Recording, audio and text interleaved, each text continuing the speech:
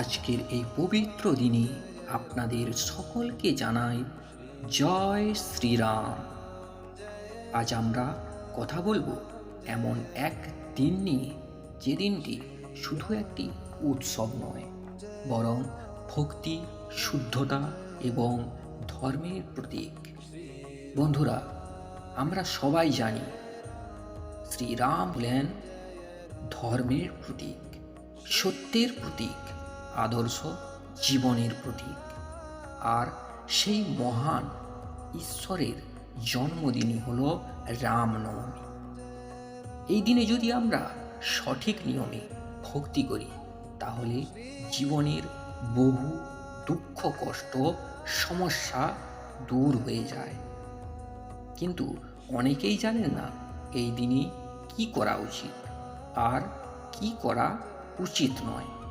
তাই আজকের এই ভিডিওতে আমি আপনাদের বলবো সম্পূর্ণ বিস্তারিতভাবে রামনবমীর সঠিক নিয়ম, শাস্ত্র অনুযায়ী কি করণীয় এবং কি বর্জনীয়, অর্থাৎ কি করবেন এবং কি করবেন না। ভোরবেলা সূর্য উঠছে, পাখির ডাক শোনা যাচ্ছে। এই সময়টাই সবচেয়ে পবিত্র সময় রামনবমীর দিন। খুব ভোরে উঠে স্নান করা অত্যন্ত গুরুত্বপূর্ণ। যদি সম্ভব হয় জলে একটু গঙ্গা জল মিশিয়ে নিন, কারণ শাস্ত্রে বলা হয়েছে শরীর যত পরিষ্কার, মন তত পরিষ্কার হওয়া উচিত। স্নান করার পর পরিষ্কার ও হালকা রঙের পোশাক পরুন। বিশেষ করে সাদা, হলুদ রং খুবই শুভ হিসাবে ধরা হয়। এবার আসি পুজোর প্রস্তুতির দিকে। একটি পরিষ্কার জায়গায় ভগবান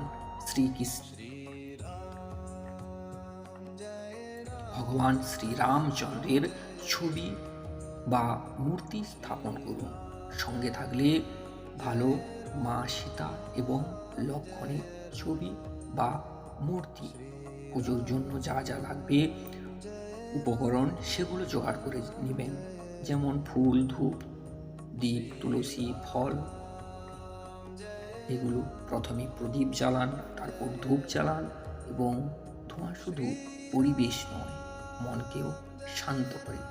বন্ধুরা, রামনবমীর দিনে সবচেয়ে গুরুত্বপূর্ণ কাজ হলো ভগবান রামের নাম জপ।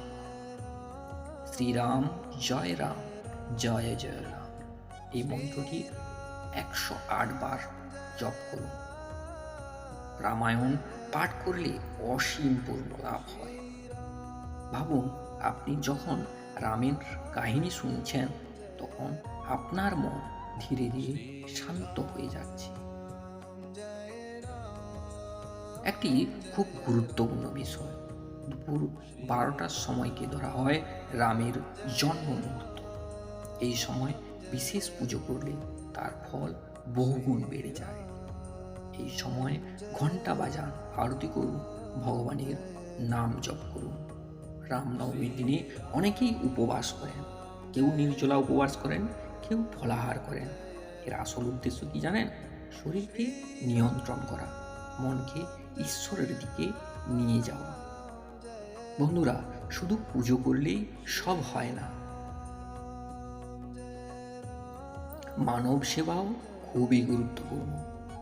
এই দিনে গরিবদের খাবার দিন, কাপড় দান করুন, কারণ শাস্ত্রে বলা হয়েছে মানব সেবা মানেই ঈশ্বরের সেবা।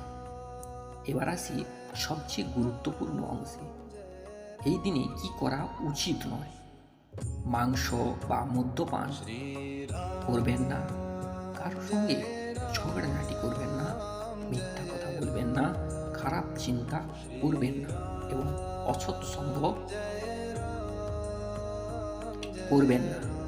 বন্ধুরা, রামনবমী শুধু বাইরের পুজো নয়, এটা ভেতরের শান্তির দিন। একটু সময় নিয়ে চুপ করে বসুন, চোখ বন্ধ করুন, রামের নাম স্মরণ করুন। দেখবেন আপনার মন শান্ত হয়ে যাচ্ছে। শাস্ত্রে বলা হয়েছে যে ব্যক্তি এই দিনে ভক্তি করে শ্রীরামচন্দ্রের নাম জপ করে, তার জীবনের সমস্ত বাধা দূর হয়ে যায়। রাম নামের মধ্যে এমন এক শক্তি আছে যা মানুষকে অন্ধকার থেকে আলোয় নিয়ে আসে।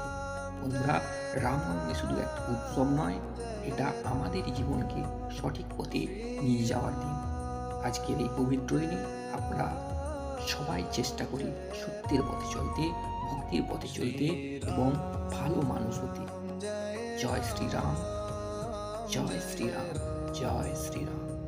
ভিডিওটি যদি ভালো লাগে তাহলে লাইক, শেয়ার ও সাবস্ক্রাইব করতে ভুলবেন না। ভক্তি সংঘ ইউটিউব চ্যানেলটি দেখার জন্য অসংখ্য ধন্যবাদ। দেখা হচ্ছে পরবর্তী এই ধরনের একটি ভক্তিমূলক কন্টেন্ট নিয়ে। ততক্ষণের জন্য সবাই ভালো থাকবেন, সুস্থ থাকবেন।